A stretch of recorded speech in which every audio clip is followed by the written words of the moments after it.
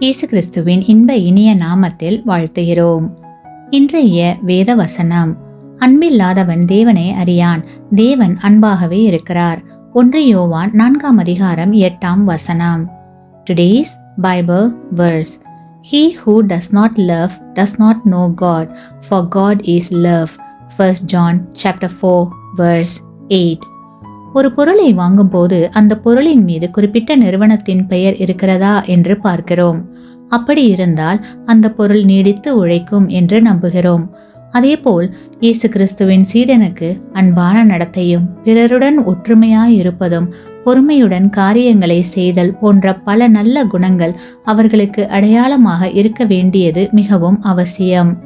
இப்படிப்பட்ட குணங்கள் இயேசு கிறிஸ்துவின் சீடர்கள் என்று சொல்கிற நம்மிடம் இருக்கிறதா? சற்று சிந்தித்து பாருங்கள். ஏனெனில் பிறரை நேசிக்கும் பண்பு இல்லாவிட்டால் அவர்கள் இயேசு கிறிஸ்துவின் சீடர்களாக இருக்க முடியாது. ஆமேன்.